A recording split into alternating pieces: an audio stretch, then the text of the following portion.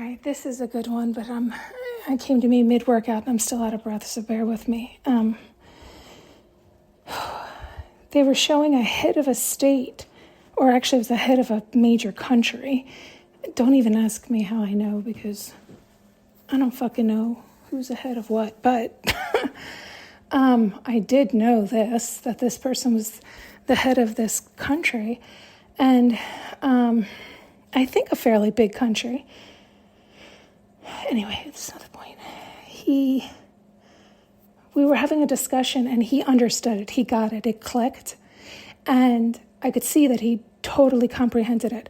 So it was more than, he was aware of it before, but didn't even realize he was aware of it before, right?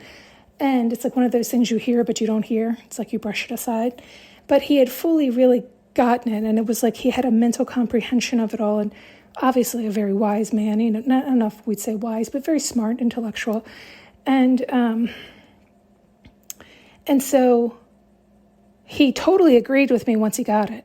And he then moved forward with that newfound knowledge, yet was still skeptical, meaning he was still worried, meaning he was still fearful, right?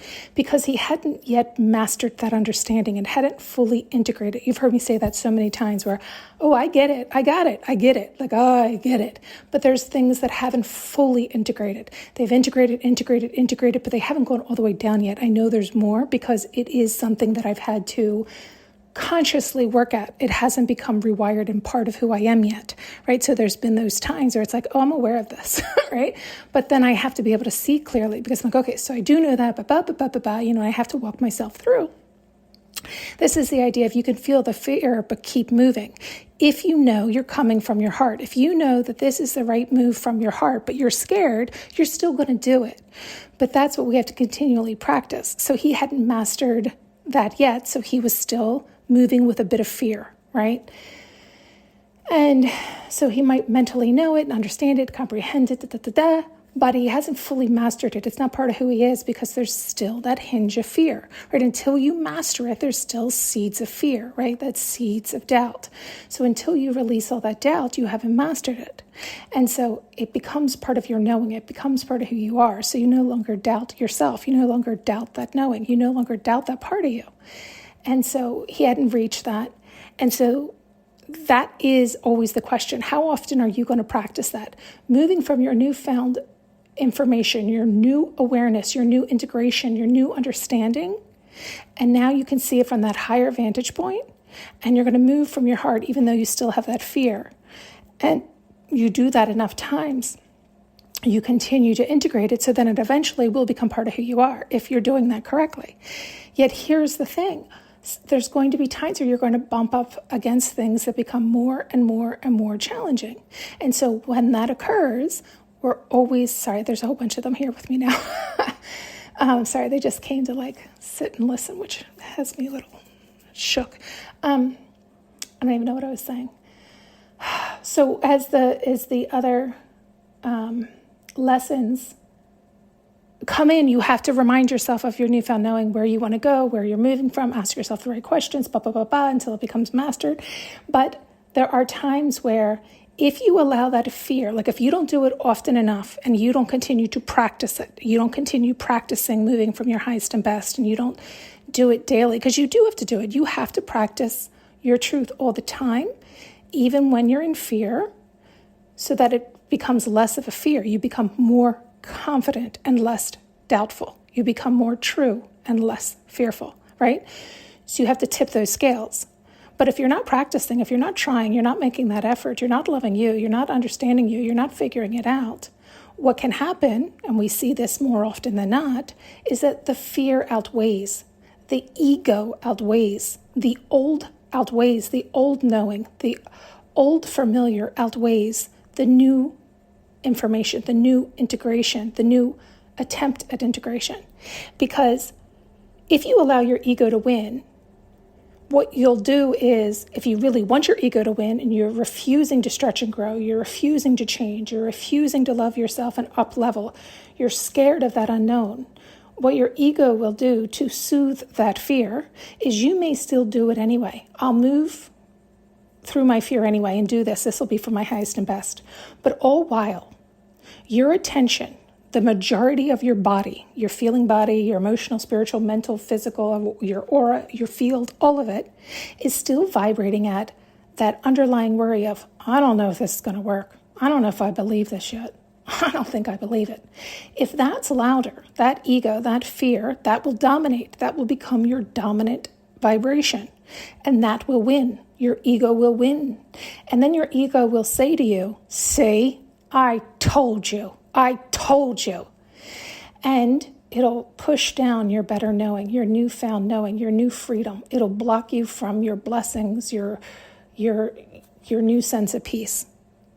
And so, again, it's okay because you're likely going to have that for a while. You'll probably have the tick-tock back and forth, right? Like tick, tick, tick, tick, like that pendulum will keep going back and forth until you love yourself more. And you're like, you know what? No, I want better for me. I love me. I don't like this fear in my body. I don't like second guessing myself. I don't love where this old belief takes me. This old belief always takes me here, and I don't like it. So I'm going to have to do this hard thing. I'm going to have to bust through the fear. I love you so much. Ego, I know you're trying to protect me. Let me show you why this is no longer protecting me. This fear upsets me. And when you tell me I told you so, that hurts my feelings. I'm trying to take us to some place where we can rest and be at ease. And you will always have a job. So stop worrying you're going to be put out of a job. Relax. I love you. You're doing a great job protecting me. But if you continue to do this in this scenario, you're not protecting me. You're hurting me and you're working against me. I need you to get on my team. This is where we want to go. And I love you so much. And I know you love me. But there's nothing to be afraid of here. We know this is the right way. So I know you're a little shaky. Take my hand. You'll walk with me. We'll walk together. And I'll help you with your shakes. But let's focus on what we want to focus on and focus on the possibilities of where this can take us. And let's put all of our attention there. Stop tugging me to look in these other directions that are hurting us and harming us and keeping us stuck. Stop. Let's focus on where we want to go, right? We both agree? Great. This is where we want to go. This is where we need to put our attention. And so that's like the pivotal moments where it's like, what are you going to choose? Are you going to choose your higher self or your lower self? Are you going to choose your fear or are you going to choose what's best for you? And yeah, it's going to be hard. It's going to be scary. You're going to be shaky a little bit. You're going to be a little uncertain, but the less you focus on that uncertainty and the more you focus on the excitement of the possibility, the easier it'll get for you. But that takes practice because you're very, very, very familiar with saying, I told you so. You're very, very familiar with keeping yourself safe, confined, controlled, and bound, stuck and tight. It's not comfortable. Stop lying to yourself. You're not comfortable there. So stop pretending you are. You're just familiar with being that uncomfortable and that small. But you cry about it all the time. So I'm helping you and I'm taking your hand and we're going to expand. Okay? Okay? Capiche? Right? So you got to do it for you. But there are always those pivotal moments. And so that was what was happening in this scene. This head of this nation I was speaking to, I could see that's where he was wavering. I'm like, your intention behind all of this is you keep focusing on the bad. You continually put all your time, effort, attention on what if it goes wrong? What if it doesn't work? What if, then you absolutely will call in that worst case scenario because that's all you can do is focus on that. Why don't you focus on the possibilities of the excitement of what can go right? If you put all your time and attention on focusing there, that will be the dominant vibration.